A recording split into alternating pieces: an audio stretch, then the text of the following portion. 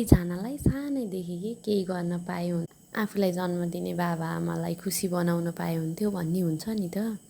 अनि मेरो पनि त्यो सानैदेखिको चाहना हो कि मैले धेरै गर्छु भन्दा भन्दै के गरेँ के अहिले चाहिँ मैले अचार बनाइरहेको छु नि त। अनि यसलाई सबैजनाले माया गरिदिनु भएको छ, सपोर्ट गरिदिनु भएको छ। सबैजनाप्रति हामी आभारी रहनेछौँ।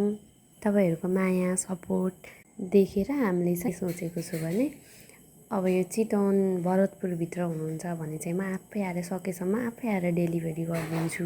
अथवा चितवनभित्र हुनुहुन्छ भने डेलिभरी चार्ज चाहिँ फ्री गर्ने सोचेका छौँ। यो सँगसँगै अब साउनमा चाहिँ तपाईँहरूको लागि लड्डु अनि कुर्मा अरू तपाईँको डिमान्ड अनुसार चाहिँ तपाईँहरूलाई के मनपर्छ अथवा सानो इभेन्ट छ भने 10-12जना 15जनाको लागि अर्डर अनुसार चाहिँ सर्भिस पनि दिने सोचेका छौँ। यदि तपाईँहरूलाई पनि चाहिएको खण्डमा चाहिँ कन्ट्याक्ट गर्नु होला है त।